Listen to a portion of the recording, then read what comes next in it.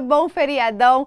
É a hora do Enem dando as boas-vindas para novembro. Faltam apenas 20 dias para as provas do Exame Nacional do Ensino Médio.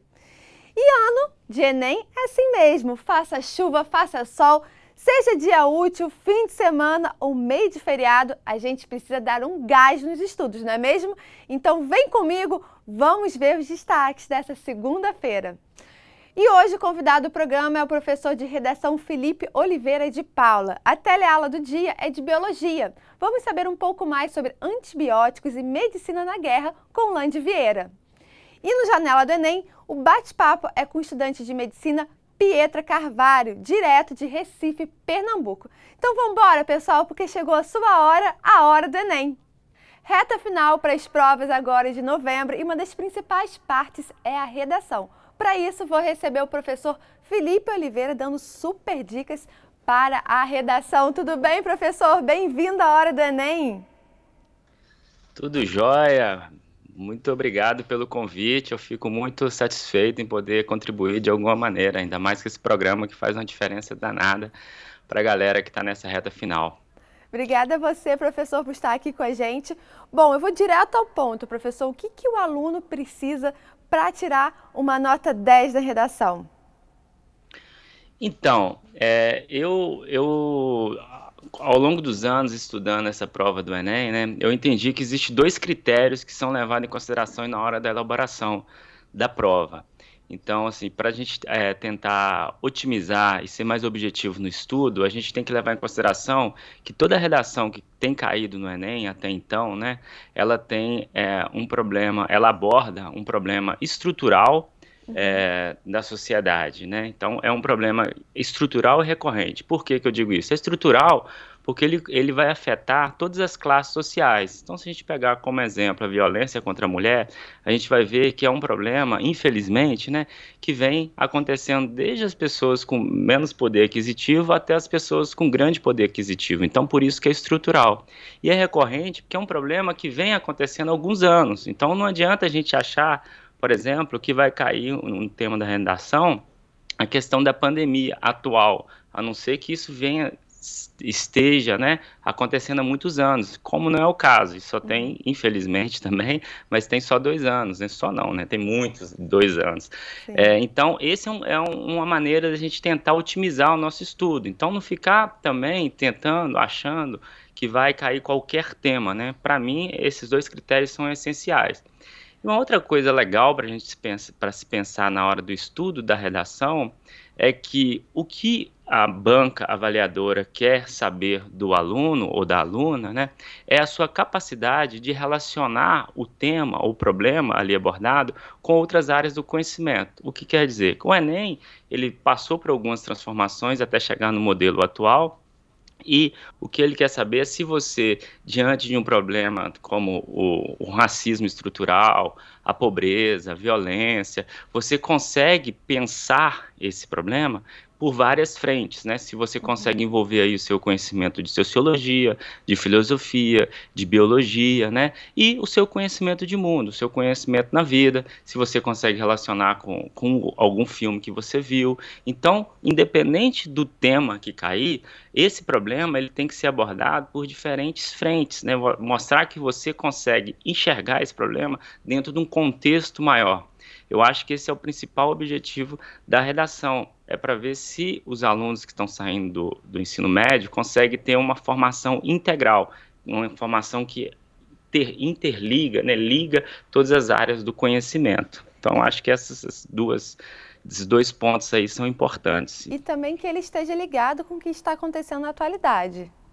Exatamente, E aí é isso que tem que entrar, né? Você tem que estar antenado com o que está rolando no Brasil e no mundo, que aí você pode utilizar, fazer essa relação, né? Não ficar só numa coisa isolada. Então, esse exemplo, por exemplo, da violência contra a mulher, né? Você não precisa ficar só dando casos específicos, né? Você pode associar com um problema maior, que não está, infelizmente, não está só no Brasil. Então, você começar a fazer essas relações, né? Essas grandes relações também, é muito interessante para a banca. Mostrar que você consegue pensar de maneira profunda sobre aquele tema, e não ficar só na superficialidade, ficar naquela coisinha que vai ser muito batida, né? Tentar trazer um exemplo diferente, uma associação que é pouco pensada, nesse sentido. E isso é muito importante que você esteja sempre acompanhando toda a movimentação cultural, econômica e política no Brasil e no mundo. Agora, professor, você tem algum palpite do que vai cair? Então, eu tenho palpites, né? É muito difícil a gente acertar o tema da redação, porque é uma coisa que vem sendo muito bem elaborada, né? Pelo menos até então. Mas eu tenho pensado muito numa coisa que a pandemia agravou, né? Quer dizer, ela agravou quase tudo, né? No Brasil, infelizmente. Mas eu pensei muito no suicídio entre os jovens.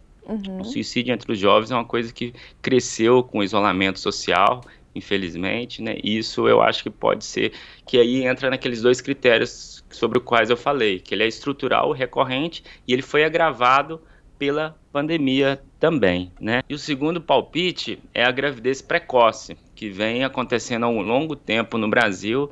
Infelizmente, as políticas públicas que existem, elas não são suficientes, né, para amenizar esse caso. Então, a gravidez precoce é um tema também interessante que vai envolver o lance da moradia, vai envolver o lance da educação, né? E a pandemia não afetou tanto, então os números continuam altos, né, nesse sentido. Com certeza. Professor, quero te agradecer demais pela sua participação aqui no Enem e também obrigada pelas suas dicas. Eu que agradeço a oportunidade e fico na torcida aí. Um abraço para todos. Obrigada, gente. Professor Felipe Oliveira, professor de redação, participando aqui da Hora do Enem. O nosso curso de apoio e revisão intensiva, que reforça o conteúdo que você assiste aqui na Hora do Enem, está disponível para todo o Brasil. Para mais informações, acesse o site www.horadoenem.org.br. O curso é bem intuitivo, ele é prático, dinâmico, o que facilita a compreensão de toda a programação do Enem.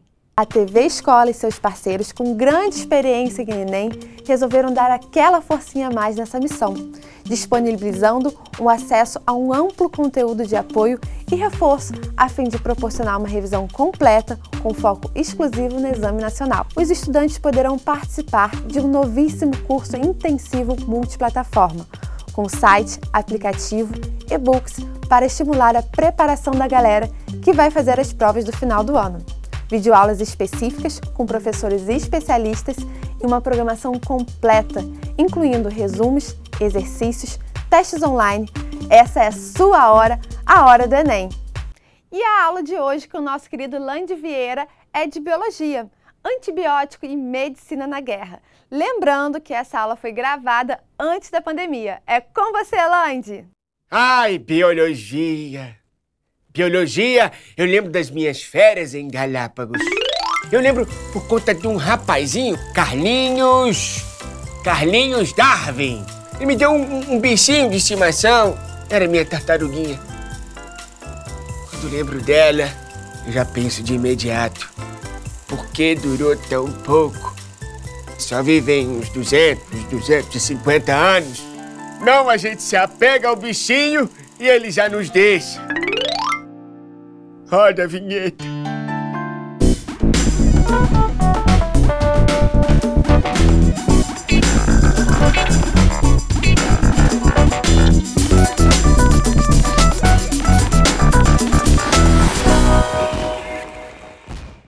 Hora do Enem no ar e o assunto é biologia. O nosso convidado topou o desafio de ir para uma zona de guerra prestar ajuda humanitária. Ele é médico pediatra e não pensou duas vezes antes de partir de Porto Alegre rumo ao Iraque. Derrique Alexandre, é já. Que agora a gente foca no Enem com o professor Cid Medeiros. Seja bem-vindo. Prazer, querido. Tudo bom? O prazer é todo nosso, professor. Ótimo. Vamos lá, hoje a gente fala sobre antibióticos. Por que esse assunto é tão importante? Uma coisa muito legal sobre a prova do Enem é que ela tem aquela pegada de mostrar uma aplicabilidade dos assuntos que a gente vê em sala de aula. Né? Então, tem uma coisa que é mais cotidiana do que o uso de medicamentos na vida da gente. Então, a prova vai tentar fazer essa relação do que a gente vê no dia a dia, do uso de medicamentos, com a matéria, com as bactérias. E o que o candidato não pode deixar de saber sobre esse assunto? Então, ele não pode deixar de saber o seguinte. Primeiro, quando a gente fala em quem os antibióticos atuam. Então, a gente está falando aí das bactérias. Então, lembrar da estrutura bacteriana, do que a bactéria é composta, das estruturas da célula bacteriana, porque isso vai ser importante para entender como que o antibiótico vai estar funcionando. Então, lembrar das características gerais da bactéria, principalmente do cromossomo circular da bactéria, do plasmídio, que é um DNA extra que a bactéria tem, muito importante, a gente usa em biotecnologia, da parede celular que a bactéria tem, formada de um composto chamado peptídeo glicano. Então, esses aí é um escopo bem geral, que é o mínimo que ele tem que saber para poder entender a questão. E como o Enem costuma cobrar esse assunto? O Enem, ele, como eu falei, ele tem aquela pegada de aplicar. Então, ele vai começar a fazer relação com várias disciplinas e com o nosso cotidiano.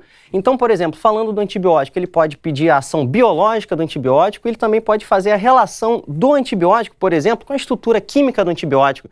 E aí já joga para a química, a estrutura da molécula, quais são os constituintes, um átomo diferente, alguma coisa assim, para o candidato ver que aquilo ali também não está só preso à biologia, né? Que a ciência é uma coisa só, tá tudo interligado. Super interdisciplinar. Super interdisciplinar. Então partiu a questão? Vamos lá, vamos lá. Bora lá.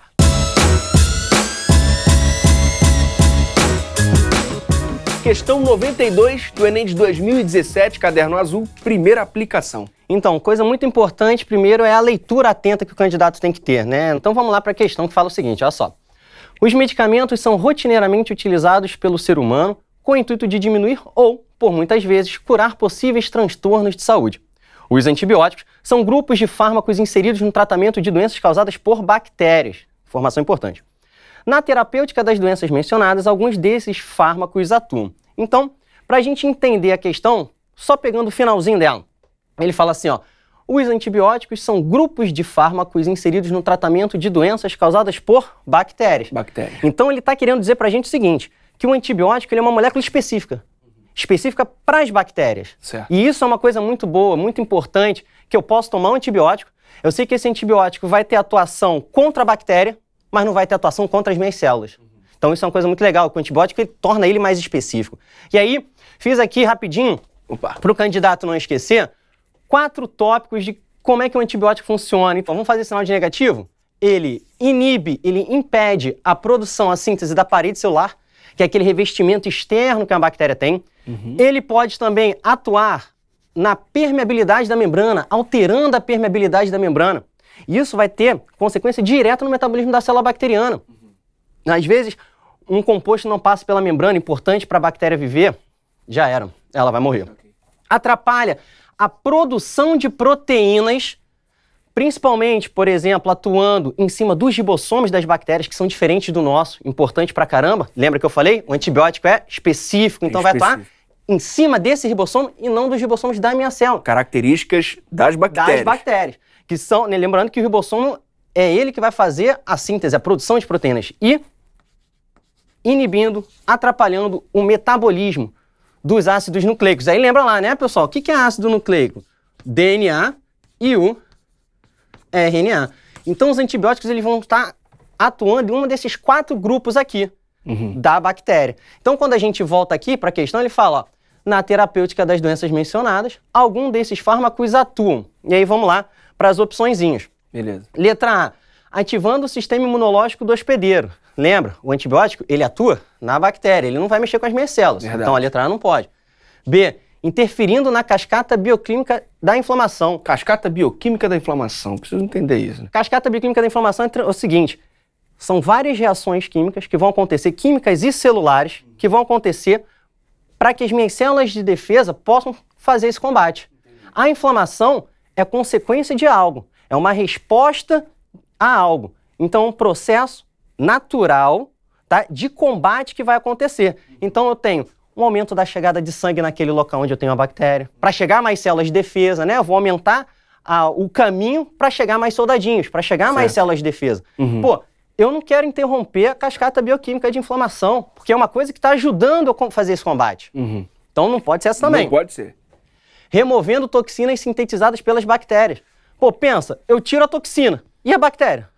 Vai continuar lá. Continua lá. Não é isso que eu quero. Não é isso. D, combatendo as células hospedeiras das bactérias. A bactéria, ela tem uma célula que ela está parasitando. De quem é essa célula? Minha, sua. Não, vai matar as minhas células? Não. Não pode ser. Ataca diretamente a bactéria. A bactéria, não pode esquecer isso. E na letra E, danificando estruturas específicas da célula bacteriana. Uma parede celular, uma membrana, uma proteína. um ácido nucleico. Essa, letra E, é a nossa resposta correta. Professor, a gente precisa saber muito de citologia para acertar essa, né? Precisa saber muito de citologia das nossas células e das células bacterianas, para a gente poder fazer essa diferença, para a gente poder entender que está atuando na célula da bactéria, porque o antibiótico ele é específico. Essa é a palavra-chave dessa questão. Ele é específico para as células bacterianas. Vai estar atuando em estruturas da bactéria e não nas nossas células. Importantíssimo. Questão fácil, médio ou difícil? Questão com atenção fica fácil. Com atenção fica fácil? Fica fácil. Show de bola. Então, chega aqui na frente, professor.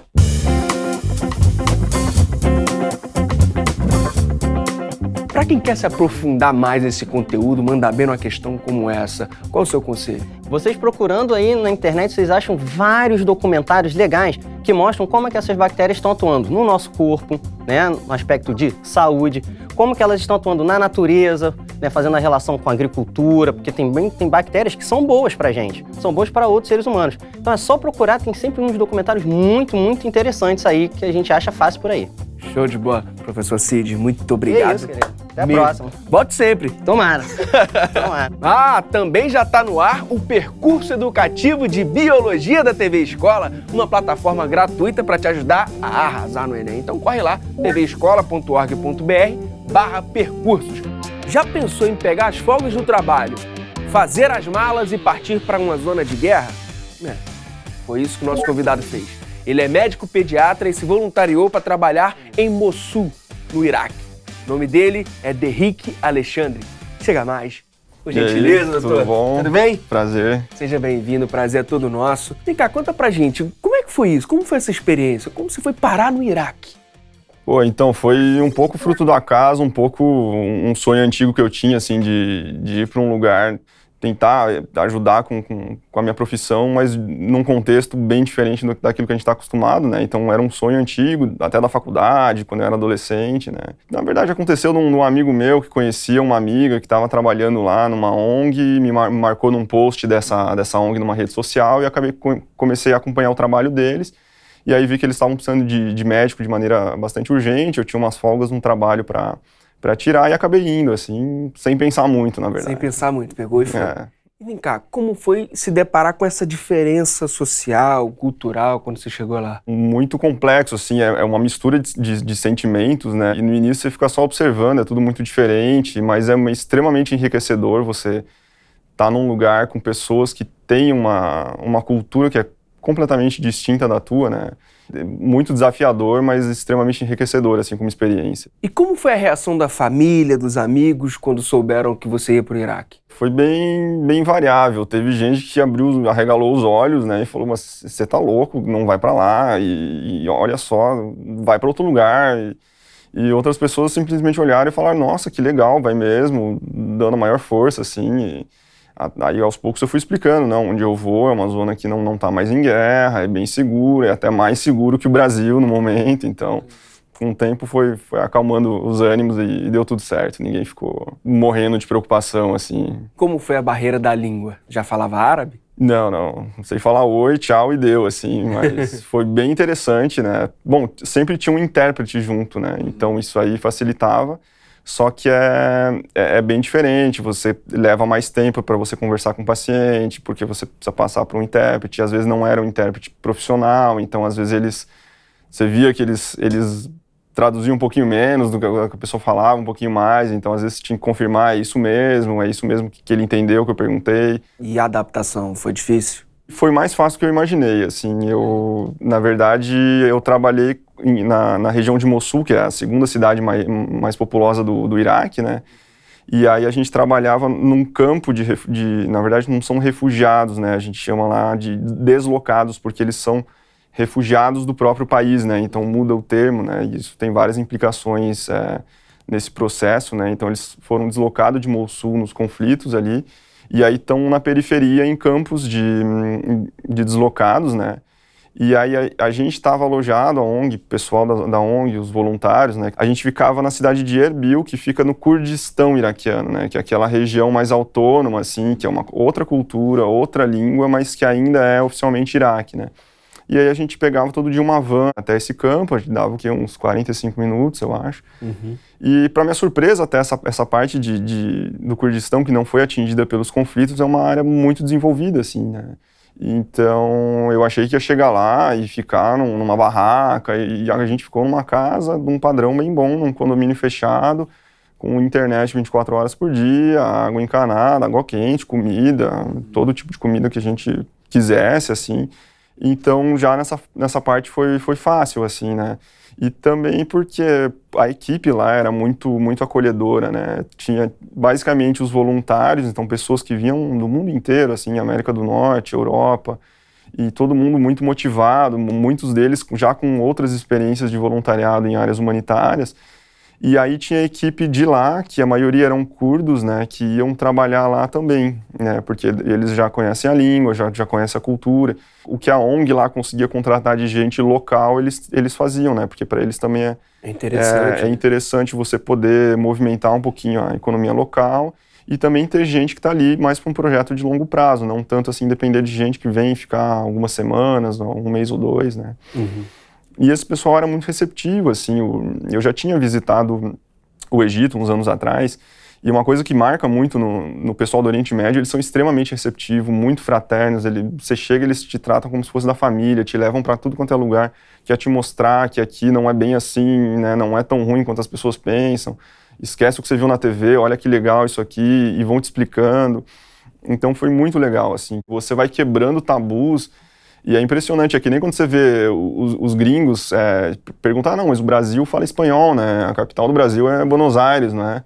E você fala, não, cara, o Brasil é diferente, não tem nada a ver uma coisa com a outra. Isso. A gente tem uma visão igual do Oriente Médio do que isso aí, né? A gente acha que é aquilo ali que a gente vê na TV, nos seriados, no filme, ou naquela reportagem de 30 segundos nas redes sociais, e a gente tem uma ideia completamente simplista, superficial e enviesada, assim, do que acontece lá, do que aconteceu e de como é que as pessoas vivem e pensam lá, né? Então, foi extremamente enriquecedor você ir nos detalhes e ver que não é bem assim, que não é esse maniqueísmo que a gente às vezes acha, é o bom, é o terrorista contra o exército, é o Islã e o cristão, é muito mais complexo do que isso, assim, são muitos fatores envolvidos.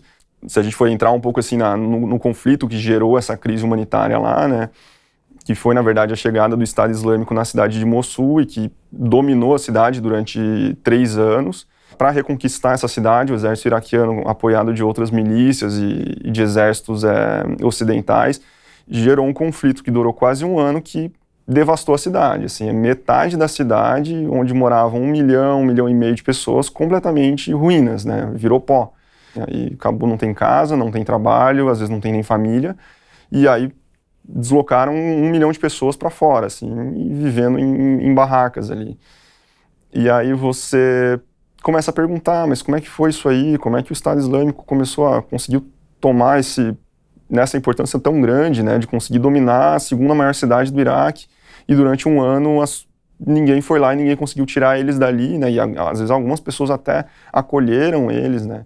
E aí você começa a ver que não é bem assim, que na verdade o Estado Islâmico não é essa coisa do terrorista querendo fazer uns atentados no Ocidente. Eles começaram, a origem toda quando o Saddam Hussein caiu, né, no Iraque ali, ele era sunita, né, e aí você começa a ver que no fundo tudo se resume a esse conflito xiita-sunita, né, que são essas 2 vertentes do Islã, que às vezes você vai perguntar, eles nem se enxergam como a mesma religião, né? E aí o Iraque, que é um dos poucos países do Oriente Médio que é de maioria xiita. E o Saddam governou 20 anos, foi um ditador sendo sunita. E Mossul é o reduto sunita do Iraque, né? E aí quando o Saddam caiu, os xiitas meio falaram, não, agora é a nossa vez e nós vamos fazer o que a gente quiser e a gente vai se vingar dos sunitas. E aí foi o exército xiita do novo governo iraquiano, dominou Mossul e aí tocou o terror lá. E eles viveram num ambiente assim de dominação. O exército pegava e tinha relatos de estupros, de roubo por parte do exército, porque ele é sunita, eu sou xiita, agora é minha vez de dominar, né? E aí, na verdade, o Estado Islâmico surgiu como predominantemente uma milícia sunita, né? Querendo restaurar a hegemonia sunita no Iraque ali, né? Então foi muito mais um movimento político, uma milícia política inicialmente, e que depois, para conseguir botar gasolina nesse fogo, foram incorporando essas questões fundamentalistas ligadas ao Islã, né? Porque viram que isso era uma maneira muito eficiente de agregar pessoas, Trazer né? pessoas. E até eu tinha uma das pessoas que trabalhavam lá no campo, ele trabalhava na área da farmácia, ele era de lá, né? Morava em Mossul, o Estado Islâmico desapropriou a casa dele, mandaram eles embora, mas felizmente ele tinha um nível socioeconômico e uma família fora de Mossul que era bem grande, então conseguiu fugir morando numa casa, não precisou ir para os campos, né? E ele contando que tinha colega da época do colégio que se alistou ao Estado Islâmico, né? E aí eu perguntava, mas o que motivava eles, assim? Basicamente duas coisas, às vezes é a pessoa que não tem muita instrução e acaba aceitando e acreditando nessa coisa de que você ser um bom muçulmano é você ser um muçulmano radical, é você ser jihadista, né? E acabava achando que com isso estava cumprindo o seu dever religioso, né? Já outras pessoas iam mesmo por maldade, assim, porque você incorporar esse grupo era você ter o direito a ter uma arma, você ter o direito de matar ou roubar quem você quisesse e fazer o que você quisesse, né? Mas quem já tinha essa tendência a fazer maldade... Exatamente, que isso aí tem no mundo inteiro, né? Então, só que lá tiveram catalisadores sociais, políticos, históricos que são bem diferentes da nossa realidade aqui, né? A gente só vê essa parte porque é o que interessa para o Ocidente, né? A gente só ouve falar disso aí quando tem um atentado fora, que realmente impacta a nossa visão de mundo, né? Até onde o nosso olhar alcança de mundo, né? Mas quando você vai lá, você vê que as próprias pessoas de lá não gostam nem de chamar eles de Estado Islâmico, né? Porque eles falam, isso não é o Islã, isso não é o que está no Alcorão, não é o que o profeta ensinou, né? E você convivendo com essas pessoas, você vê que a cultura deles, a própria religião deles não tem nada a ver com aquilo ali. Não dá para acreditar nesse papo de que a religião muçulmana, o Oriente Médio é um lugar de gente extremista, é um lugar de gente perigosa. Não, muito pelo contrário. Assim. Eu me senti lá muito mais seguro, inclusive do que aqui no Brasil, andando na rua, indo para o trabalho, por exemplo.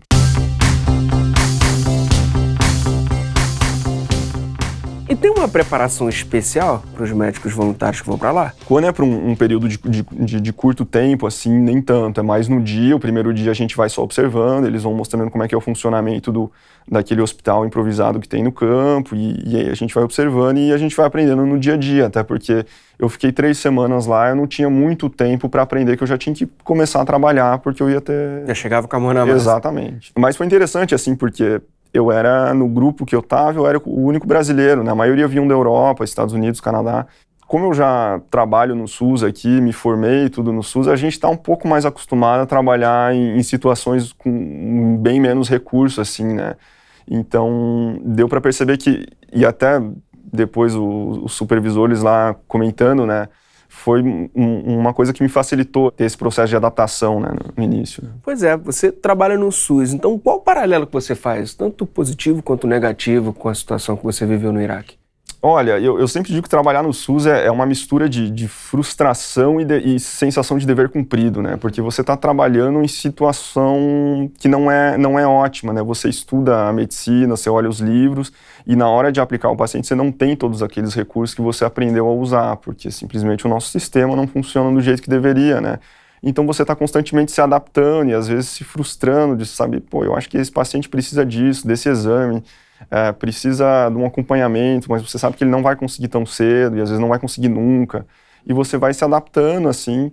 Em outro lado, você trabalhar com uma população mais necessitada, você consegue ter um impacto que é bem relevante na vida delas, né, em relação à saúde.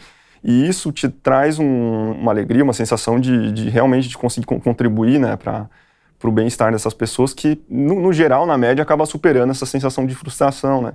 E lá, eu acho que era a mesma coisa, só que bem mais acentuado, né? Lá eu tinha muito menos recursos do que eu estava acostumado a usar, mas eu também conseguia fazer muito mais, porque você está tirando realmente as pessoas de uma situação muito precária e conseguindo dar um mínimo, assim, de condições de saúde, né? Então acho que era o mesmo sentimento do SUS, mas sempre eu acho que o lado bom superando, né? O retorno que a gente tem sempre supera as frustrações, com certeza. E qual o aprendizado que você trouxe na bagagem? São muitos, né? Pensar, olhar antes de formar a sua opinião, né? Realmente olhar as coisas como elas são. Aproveitar qualquer oportunidade para conseguir aprender alguma coisa daquilo que você talvez acha que sabe, mas não sabe, né? Aprender a olhar com um olhar diferente e que o mundo é muito maior do que aquilo que os nossos olhos alcançam nas redes sociais, na TV, no que a gente está acostumado a olhar, né? E pra galera que tá assistindo a gente e sonha em ser médico, qual o conselho? Olha, se é teu sonho, vá em frente. Eu lembro, assim, hoje da época do vestibular é um momento bem difícil, assim, de muita insegurança, né? A gente olha, pô, passar em medicina é muito difícil e eu vou ter que fazer não sei quantos anos de cursinho. Medicina, como é muito concorrido, a gente sempre fica... Eu lembro que a gente ficava um pouquinho assim, olhando, não, mas tem tanta gente estudando junto comigo para a mesma prova, tem tantas vagas, eu nunca vou conseguir passar na frente. Tem esse clima um pouco de competição, né? Uhum. E eu tentava me segurar em um aspecto de que a gente olhava as provas antigas e via que a nota, a gente sabe qual que é a nota que eu preciso fazer para passar. Então, no fundo, só depende de mim conseguir alcançar aquela nota. Se demorar 1 ano, 2 ou 3, que seja, mas eu sei que eu preciso atingir aquilo ali, eu preciso fazer tantas questões em história, em biologia, em química. Então, não olhar para o lado, assim, baixar a cabeça, olhar nos livros, ficar tranquilo e, olha, você conseguir atingir o teu sonho depende praticamente só de você, assim. Então, focar nisso aí, que eu acho que qualquer um, se realmente tem a motivação, a dedicação e a perseverança, consegue. Não interessa o tempo. E eu acho que eu lembro que eu tive que fazer a prova 3 vezes até conseguir passar, né?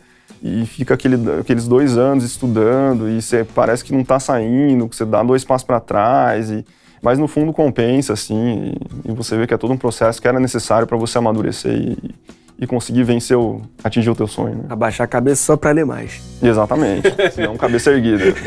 E vem cá, para quem quer saber um pouco mais sobre o seu trabalho, tudo isso que você passou, busca onde informação? Tem muita mídia, assim, dedicada a isso, né? No Brasil não tem tanto, tem um repórter, Ian Boechat, que fez uma série de reportagem até quando eu estava lá. Ele fez durante o conflito e depois do conflito, então é um material de muito boa qualidade, né?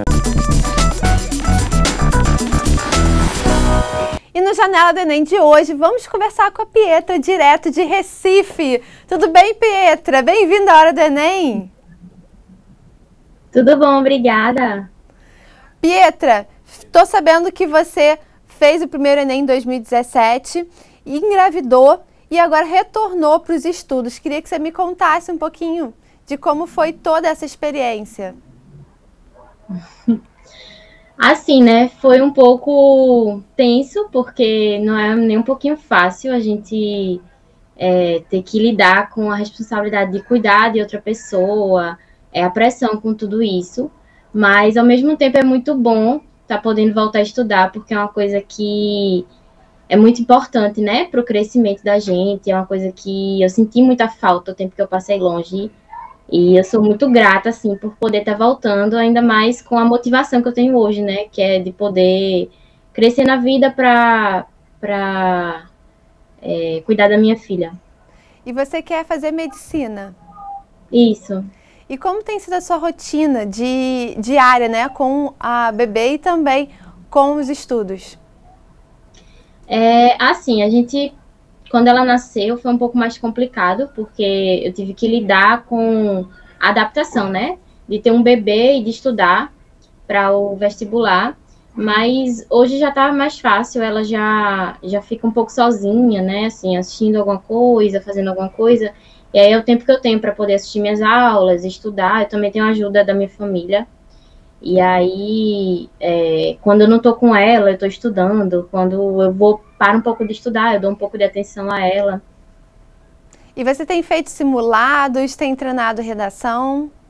Tenho, sim. É o que eu estou priorizando agora, né? Porque eu já tenho alguns anos de Enem. Então, eu estou priorizando fazer simulados toda semana, fazer redação também toda semana. Estudar bastante repertório de redação e as questões, né? Eu acho que agora, para mim, é o que está sendo mais válido. E como que você prepara o seu emocional na hora da prova?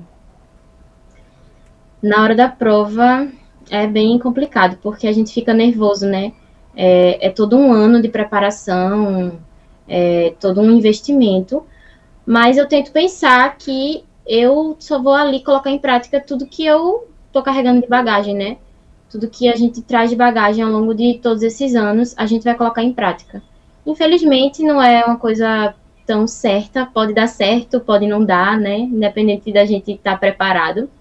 Mas é tentar manter a cabeça, assim, no lugar e não ficar tão nervosa assim. E eu queria que você deixasse uma mensagem final para outros estudantes, né, que também tiveram bebês, né, têm crianças em casa e querem seguir aí seu sonho profissional. É que vocês não desistam, porque a gente sabe que não é fácil, é uma realidade muito diferente, né, do antes, mas não desistam, porque daqui a alguns anos vocês vão se sentir muito orgulhosos de vocês, e seus filhos com certeza também vão ficar muito orgulhosos. E a trajetória, ela vai ser muito mais, assim, especial, eu acredito. Com certeza, Pietra, quero te agradecer demais pela participação aqui na Hora do Enem. Obrigada por compartilhar a sua história conosco e muitas felicidades para você e para o seu bebê. E eu tenho certeza que você vai ter muito sucesso também nos seus estudos. Amém, obrigada. Gente, Pietra Cavalcante participando aqui do Janela do Enem.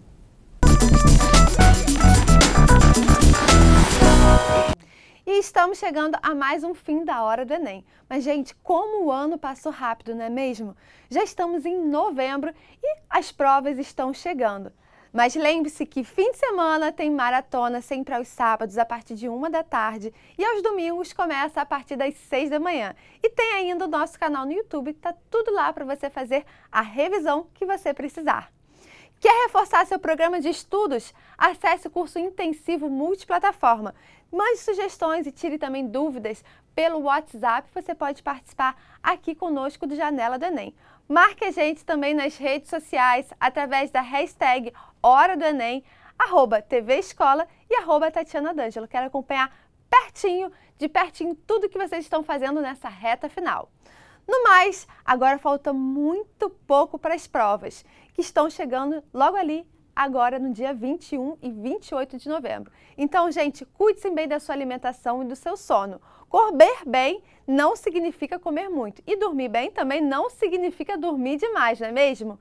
Então, vamos comer e dormir nos horários certos. Vamos reforçar nossa rotina de estudos, dando aquela revisada boa no conteúdo para você ter mais segurança nos dias das provas, combinado? Muito foco e disciplina, porque eu quero comemorar muito com vocês no fim do ano com a sua tão sonhada vaga na universidade.